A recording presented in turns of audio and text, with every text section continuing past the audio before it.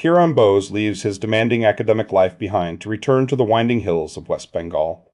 Between the warmth of ginger chai and the quiet beauty of monsoon orchids, he finds a sensory peace that slowly replaces the noise of the city. Join Kiron as he settles into the rhythms of the hillside and lets the gentle rain lead him toward a deep, restorative rest. Chapter 1. The university servers were still humming in Kiron Bose's mind, a phantom vibration that mirrored the tremor of the train carriage. He held his tablet with a white-knuckled grip, the screen displaying a grid of unread emails from the department chair and 3 pending peer reviews for the Journal of Ethnobotany.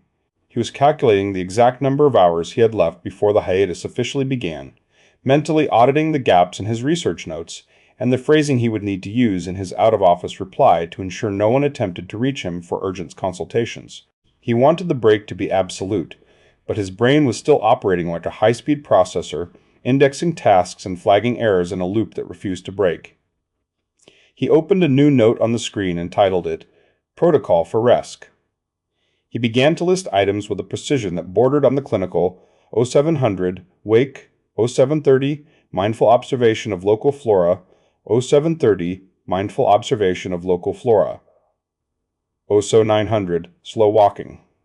He tried to quantify relaxation, treating the concept of peace as a series of deliverables to be met.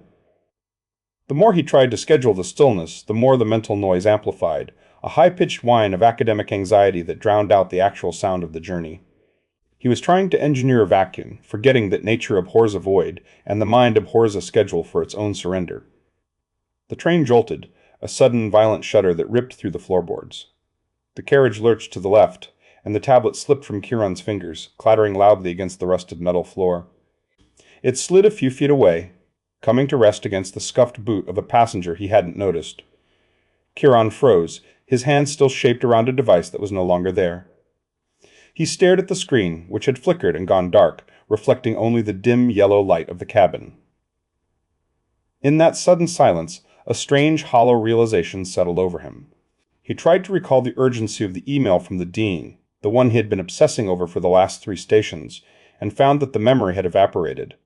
The deadline, once a towering wall in his mind, now seemed like a smudge of charcoal on a distant horizon. He didn't reach for the tablet immediately. Instead, he remained still, feeling the physical weight of a decade of tenure-track pressure pressing against his temples like a tightening band. The tension had moved from his mind into his muscles, a chronic stiffness in his shoulders that felt as though he were still carrying a heavy stack of journals. He slowly raised his hand and rubbed the bridge of his nose, his fingers applying a firm, steady pressure to the sinus point. He closed his eyes, shutting out the sight of the peeling paint and the flickering lights, and focused entirely on the sensation of his own skin against his bone. He shifted his focus to the sound. The train was no longer just a vehicle. It became a rhythmic instrument. The metal-sharp hum of the rails began to synchronize with his pulse, a steady clack, clack, clack, clack, clack that acted as a sensory anchor. He let the noise wash over him, treating the mechanical repetition as a mantra designed to drown out the remaining fragments of his internal checklist. He stopped trying to calculate the time remaining until his arrival, and instead allowed the vibration of the carriage to shake the rigidity out of his spine. Kiron took a breath, then another, and a third, deep conscious diaphragmatic breaths that expanded his ribs and pushed the stale air from the bottom of his lungs. With the oxygen returning to his system, the smells of the carriage sharpened. It was a thick, nostalgic soup of scents, the pungent aroma of old, cracked leather seats, the sharp tang of iron, and the distant, sulphurous ghost of coal smoke clinging to the curtains. It was the smell of a world that moved slower than the one he had left behind, a scent that didn't demand a response or a deadline, but merely asked to be noticed. He leaned his head against the cool glass of the window. Outside, the landscape had ceased to be a blurred backdrop and became a living sequence. The emerald green of the West Bengal hills surged upward in rolling waves, interrupted only by the deep, earthy ochre of the soil where the hillside had slipped. He watched a single bright red hibiscus bloom flash past, then a cluster of wild ferns clinging to a damp rock face. His mind, usually so quick to categorize and name, Hibiscus rosa sinensis, pteridophyta, slowly surrendered its need to label. He stopped seeing specimens and started seeing colors. He watched the mist cling to the valleys like a wet woolen blanket, the gray-white vapor swallowing the tea gardens in a slow, rhythmic tide. As the train began to wind deeper into the hills, the pace of the journey seemed to mirror the deceleration of his thoughts. The analytical engine in his chest finally stalled. He felt a lightness in his chest, a sensation of sliding from the driver's seat into the passenger side of his own life. He was no longer the architect of his time. He was merely a witness to the movement of the earth. The rhythmic clatter of the rails had become a lullaby, and for the first time in 10 years, Kiron felt the genuine possibility of silence. Then came the screech. It was a long, drawn-out wail of metal on metal as the brakes engaged, sending a jolt through the carriage that snapped him back to the present. The train groaned to a halt, the sudden stillness of the air feeling heavy and expectant. Kiron blinked, his eyes adjusting to the dim light of the station platform visible through the grime of the window. He looked down to retrieve his luggage, intending to gather his bags and step out into the damp monsoon air. His hands met empty air. He looked around the small space beneath his seat and the overhead rack, but his heavy leather suitcase and the smaller bag of botanical sketches were gone. Panic flared for a second, a sharp spike of the old urban anxiety, until he looked toward the end of the carriage. His luggage had been moved. It sat neatly stacked by the exit door, tucked away by some unknown passenger who had decided to be helpful, or perhaps someone who wanted the space. He stood up, his legs feeling slightly unsteady, and navigated the narrow aisle. As he reached for the handle of his suitcase, a man leaning against the doorframe watched him with a slow, knowing smile. The man looked as though he had been carved from the very hills they had just traversed, weathered, patient, and entirely unhurried. "You look like a man who has spent too long fighting the wind," the man said, his voice a low, rough rumble. Chapter 2. Kiron stepped off the metal lip of the train carriage and walked directly into a wall of air that felt less like atmosphere and more like a warm, damp cloth pressed against his face. It was thick, tasting of crushed ferns and old stone, a humid sweetness that clung to the back of his throat. He stood still for a moment, his boots clicking on the wet concrete of the platform, and waited for the familiar roar of the city to follow him. He waited for the distant scream of a siren, the rhythmic thrum of tires on asphalt, or the aggressive cadence of 1,000 competing voices. Instead, there was a silence so absolute it felt physical. It didn't just lack sound. It pushed against his eardrums with a heavy, ringing pressure. For a few seconds, the void triggered a spike of genuine panic. His breath hitched, and he felt the old urban instinct to scan for threats, his mind racing to fill the vacuum with a mental checklist of deadlines and missed emails. He found himself rubbing the bridge of his nose, his fingers pressing hard against the skin, trying to ground himself in the sudden absence of noise. The stillness was a mirror, reflecting back to him exactly how loud the interior of his own head had become over the last decade. "You've got the look of a man who's forgotten how to breathe," a voice rumbled. Kiron turned. The man from the carriage was still there, though he had shifted his weight, leaning now against a rusted iron pillar that looked as though it were being slowly reclaimed by a climbing vine of night bloom scent. He was blinking slowly, his eyelids heavy and rhythmic, like a sleepy cat watching a moth. This was Jiban Podar. He didn't move toward Kiron so much as he drifted, his movements lacking any hint of urgency. He wore a linen shirt the color of a faded tea leaf, wrinkled in a way that suggested he had long since stopped fighting the creases. "I am Kiron," he said, his voice sounding thin and jarring in the quiet. He paused, letting the silence settle between them before continuing. "I've come home." Jiban let out a soft, contented sigh that sounded like a breeze through a hollow log. "Home is a patient thing, Kiron. It doesn't mind that you took the long way back." He reached out a weathered hand to take the heavy leather suitcase. Jiban didn't lift it with a sudden jerk. He leaned into it, treating the luggage as if it were a sleeping animal that might be startled awake. However, as he shifted the weight to pivot toward the exit, there was a sharp, violent snap. A leather strap, dried and brittle from years of storage in a city attic, gave way under the tension. The suitcase tilted sharply, sliding halfway toward the wet concrete. Both men froze. In the city, such a mishap would have sparked a flurry of apologies and a frantic scramble to recover the contents. Here, Jiban simply stopped. He didn't gasp or curse. He stood with the handle still in his grip, watching the bag settle into its new, slanted position. "The bag decided it wanted to rest," Jiban drawled, his voice a low-frequency hum. "We should probably let it find its balance before we force it to move again." Kiron felt a flicker of irritation, a ghost of his former self wanting to optimize the moment, to fix the strap, to keep the schedule. But as he watched Jiban's serene expression, he felt the tension in his shoulders dip. He took a deep, conscious, diaphragmatic breath, smelling the static crackle of the monsoon and the scent of damp earth rising from the gaps in the platform. He let his arms hang loose at his sides, surrendering to the slow tempo of the man beside him. "Is someone always this relaxed here?" Kiron asked, a small, tired smile touching his lips. "Only the ones who know the hills are not going anywhere," Jiban replied. As they waited for the luggage to be readjusted, Kiron noticed a woman standing a few yards away. She was leaning against a wooden bench, a leather-bound sketchbook open in her lap. She was dressed in a vibrant, saffron-colored tunic that clashed sharply with the muted grays and greens of the station. While Jiban was a study in stillness, this woman was a study in kinetic energy. Her fingers were tapping a rapid, neurotic rhythm on the cover of her book. Up tap tap tap tap, a staccato beat that seemed to carve holes in the silence. She looked up, her eyes bright and scanning, moving with a restlessness that Kiron recognized instantly. It was the look of a person who was physically present but mentally 3 blocks away, calculating a route or checking a clock. She watched them with a tilted head, her expression a mix of curiosity and a strange, simmering impatience. "Excuse me," she said, her voice crisp and clear, slicing through the humid air like a blade. "Do you happen to know the exact arrival time of the next transport? The local shuttle? The schedule mentioned 4 o'clock, but it's already 4:12. Kiron blinked. The precision of her question felt like a cold splash of water. He felt a reflexive urge to synchronize with her, to check his own watch, to agree that 12 minutes was an unacceptable margin of error. His mind began to calculate the probability of a delay based on the weather and the rail infrastructure. He almost spoke, almost entered the contest of urgency, but then he caught sight of Jiban. Jiban hadn't even looked at the woman.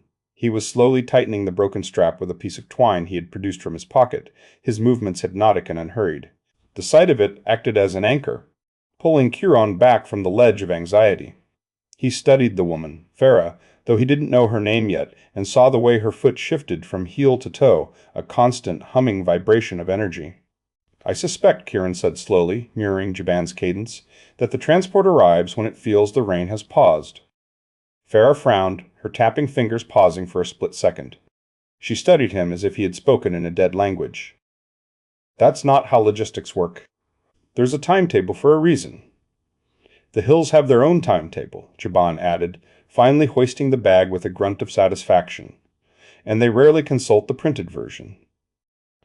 Farah sighed, a sharp sound of frustration, and returned to her sketching, though her hand moved across the page in quick, jagged lines. Kiron felt a strange kinship with her, a shared residue of the city's frantic pulse, but he found he didn't want to join her in it. He preferred the heavy, slow pull of Jiban's gravity. As Jiban began to lead him toward the station exit, Kiron's foot caught on a protrusion in the platform wall. He paused, leaning in to see what had tripped him. There, etched into the damp, moss-covered concrete, was a series of iridescent markings. They weren't graffiti. They were precise, stylized lines and dots that shimmered with a faint, pearlescent quality when the light hit them at a certain angle. Kiron froze. His heart gave a singular, heavy thud. He recognized the pattern. It was a coded botanical map, a shorthand for soil acidity and orchid placement, something his grandfather had taught him in secret when he was 7 years old, sketching in the dirt with a twig. It was a map of the hidden veins of the valley, a guide to the places where the earth breathed the deepest. He hadn't thought of those symbols in 20 years, yet there they were, fresh and glowing against the gray stone, as if they had been waiting specifically for his return. He reached out to touch the marking, his fingertip brushing the cool, damp surface. The iridescent paint felt slightly raised, almost vibrating. "Kiron," Jiban called from a few paces ahead, his voice drifting back like a slow current. "The mist is closing in. If we linger, we'll be walking by scent alone." Kiron looked from the map to the retreating back of the old man. He felt a sudden, sharp tension in his chest, not the anxiety of the city, but the thrill of a mystery. He wondered who had drawn the map, and why it was here, at the very threshold of his return. He hurried to catch up, the heavy thud of his boots now sounding more like a heartbeat than a march. As they stepped off the platform and into the emerald embrace of the hillside, the mist swallowed the station behind them, erasing the world of timetables and leather straps. "Tell me, Jiban," Kiron asked, his voice now blending with the rhythmic sound of the rain starting to fall. "Does the village still keep the old secrets?" Chapter 3. The scent of charred ginger and damp earth hit Kiron before the stall came into view. It was a small, leaning structure of bamboo and corrugated tin, perched on a ridge where the mist seemed to pool like milk in a bowl. Chandran Das was already there, his silhouette framed by the gray light. He was stirring a heavy brass pot, his arm moving in a slow, hypnotic circle that never varied in speed, as if he were winding a clock that kept the time for the entire hillside. The steam rose in thick, lazy columns, carrying the sharp, warming bite of ginger and the sweetness of condensed milk. Jaban slowed his pace to a near crawl, his boots squelching in the orange mud. "Chandran," he drawled, the name stretching out like a piece of warm taffy, "the wanderer has returned. He looks as though he's forgotten how to breathe the mountain air." Chandran didn't look up immediately. He continued the circular motion of the spoon, the metal scraping softly against the brass. When he finally turned, his eyes were half closed, his face a map of deep, weathered creases that seemed to hold the history of every monsoon since the 50s. He didn't offer a greeting, he simply shifted his weight, leaning back against a wooden post with a slow, contented sigh. Kiron stepped forward, the smell of the tea triggering a sudden sharp memory of his grandfather's kitchen. He felt the academic impulse rise in his throat, the need to categorize, to analyze, to explain. "The aromatic compounds in the ginger," Kiron began, his voice sounding too crisp, too clinical for the humidity, "are likely reacting with the heat to release the gingerols, which explains the thermogenic effect on the—" He stopped mid-sentence. Chandran had tilted his head just a fraction, his half-closed eyes fixed on Kiron with a look of profound, patient amusement. There wasn't a challenge, it was a gentle invitation to be silent. Kiron felt the words die in his throat. He realized he was speaking like a man delivering a lecture to a bored faculty board, not a man standing in the rain with an old friend. He rubbed the bridge of his nose slowly, letting the silence stretch between them until the only sound was the rhythmic scritch-scratch of the spoon in the pot. "You're still thinking in books, Kiron," Chandran said, his voice a deep, rough hum that felt like a warm blanket draped over the shoulders. "Here we think in sips."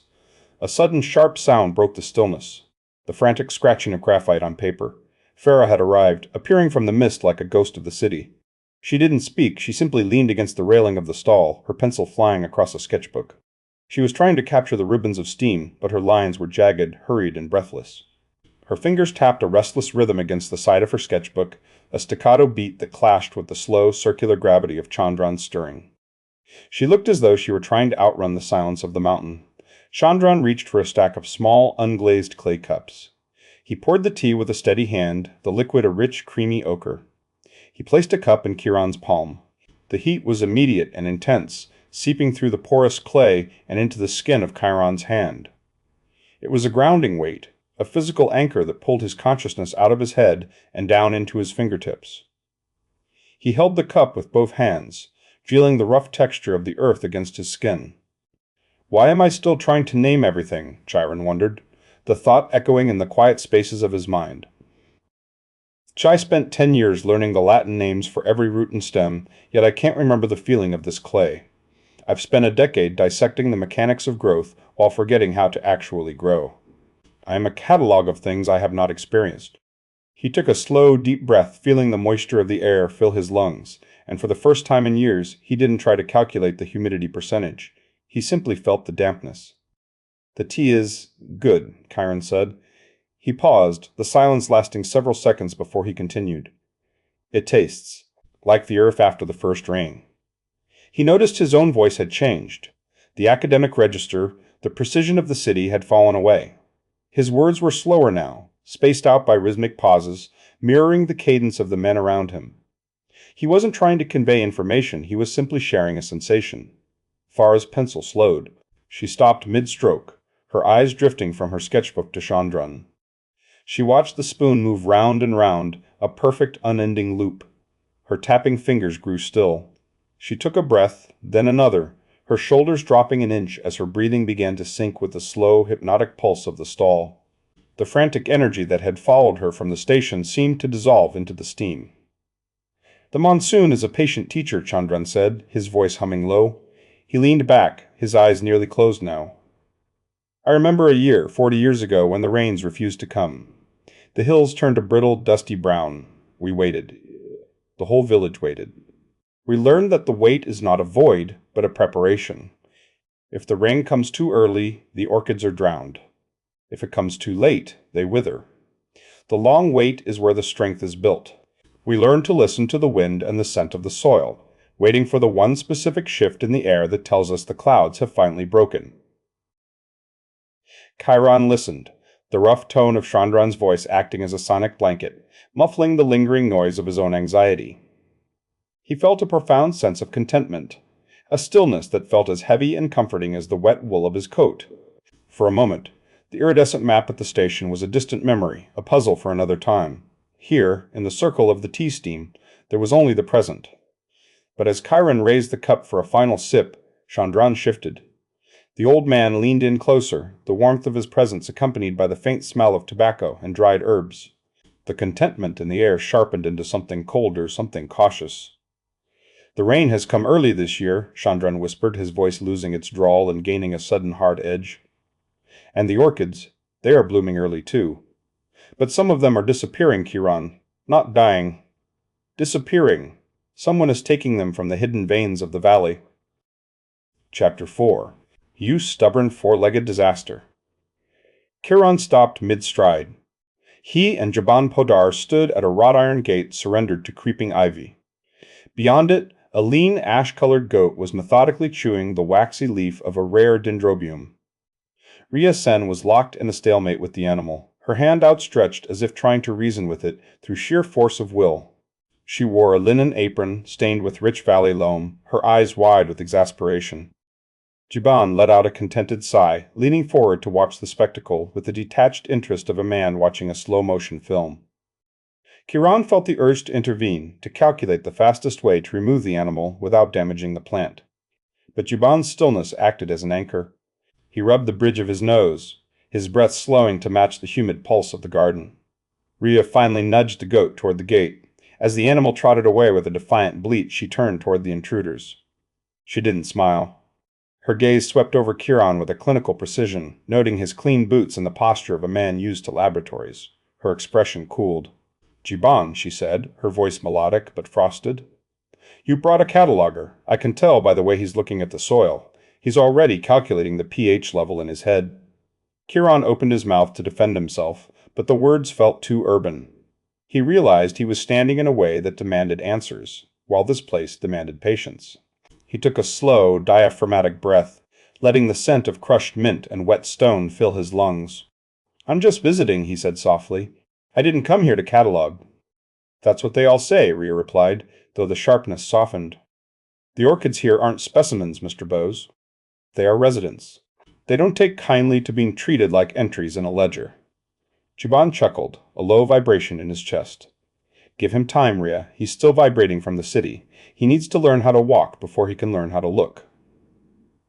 Jiban gestured for Kiron to follow him into the undulating tea gardens bordering the sanctuary.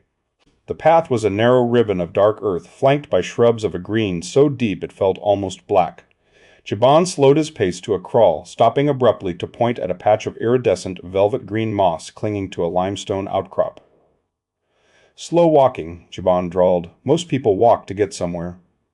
In the hills, you walk to be where you are. Look at the moss, Kiron. If you plant your heel too hard, you crush 1,000 tiny forests. You must place your foot as if you are stepping on a sleeping bird." Kiron watched Jiban's broad, calloused feet moving with the intentionality of a prayer. He tried to emulate him, feeling the dampness of the earth seep through his soles. He focused on the tactile, the give of the soil, the cool air, the rhythmic shush of tea leaves. His internal clock, usually ticking in increments of 15-minute meetings, began to unwind. As they moved deeper, a silver-gray mist descended.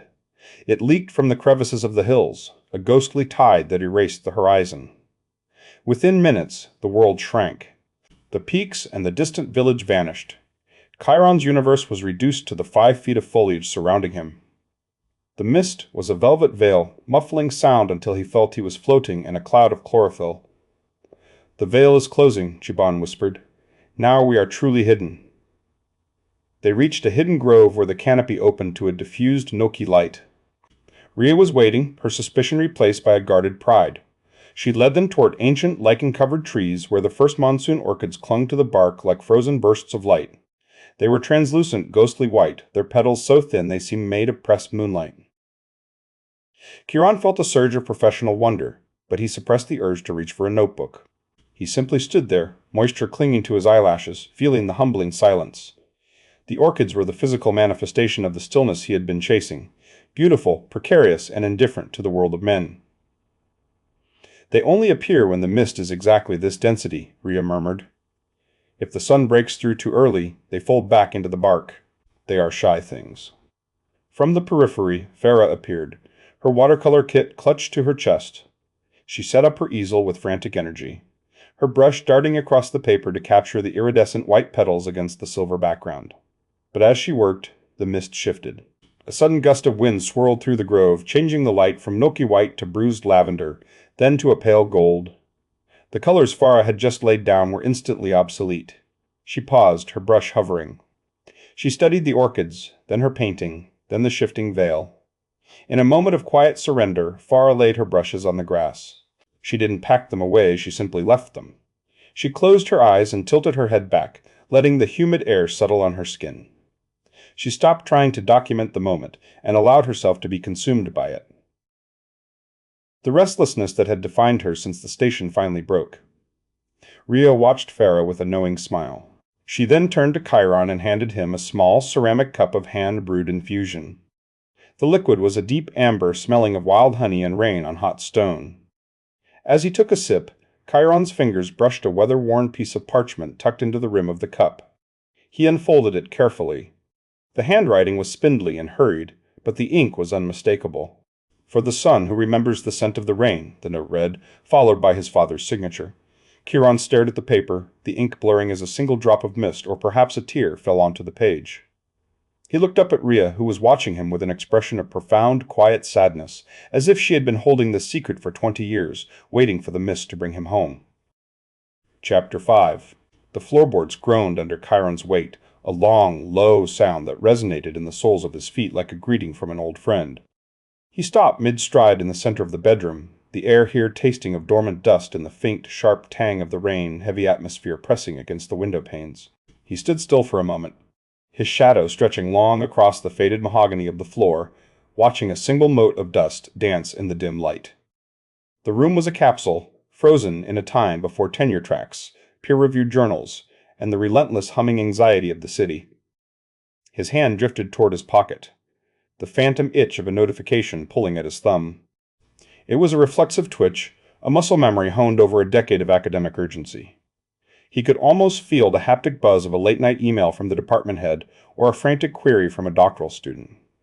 For a second, the urge to check the screen was a physical weight, a tether pulling him back toward the man who lived by the clock. Kiron paused, his fingers curling into a fist.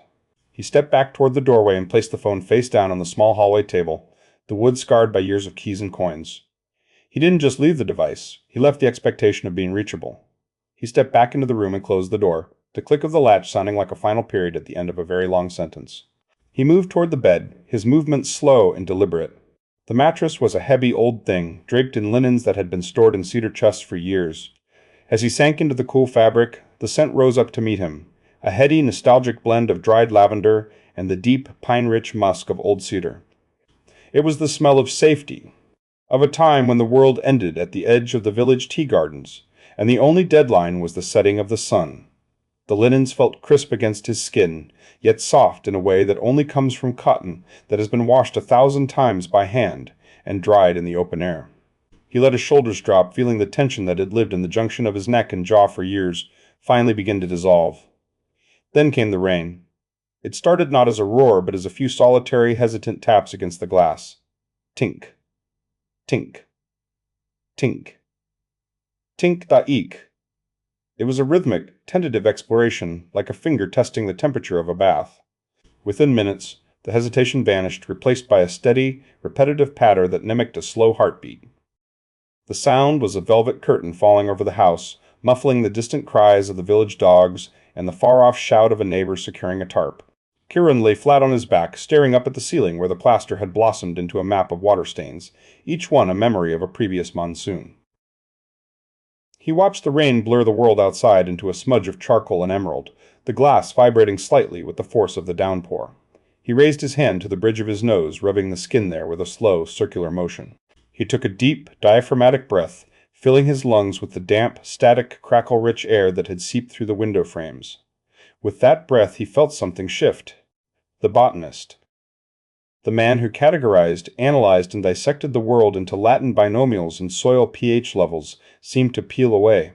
He was no longer the authority on the Dendrobium orchids of the valley. He was simply the boy who had once hidden in these very shadows to avoid his chores.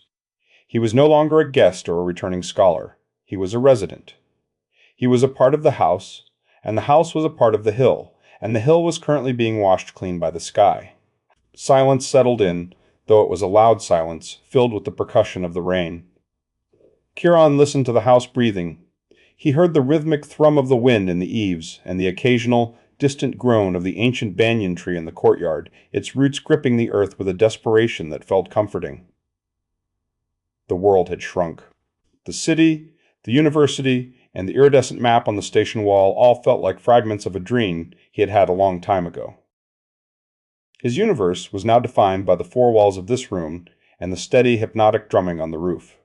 The boundaries of his existence had contracted to the size of a single, rain-soaked sanctuary.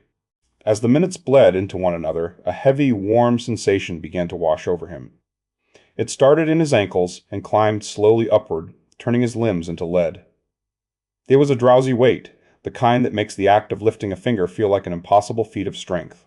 His thoughts, once sharp and jagged as broken glass, began to soften, turning into slow-moving clouds that drifted across a gray horizon. He stopped trying to hold on to the remnants of the day. He let the sound of the rain become a blanket, tucking him in, smoothing over the rough edges of his mind. He felt himself slipping, the edge of consciousness fraying as he drifted toward the absolute stillness of a deep, dreamless sleep. Just as the darkness began to pull at the corners of his vision, a sound broke through the rhythm of the storm. It wasn't the wind, and it wasn't the rain. It was a knocking. 3 distinct, rhythmic raps against the window pane. Knock, knock, knock. Kiron froze, his heart skipping a beat, though he didn't move a muscle. He remained pinned to the bed by the weight of his exhaustion, his eyes widening. He lived on the 2nd floor. There was no balcony outside this window, only a sheer drop of 15 feet down to a bed of ferns and jagged limestone. The rain continued to lash the glass, but the knocking had been precise, deliberate, and impossibly human. He lay there in the dim light, the scent of lavender still clinging to his skin, staring at the window. The rain blurred the glass into a shimmering veil, but for a fleeting second he thought he saw a silhouette, a slender, dark shape standing where no one could possibly be, before it vanished back into the bruised purple of the monsoon mist.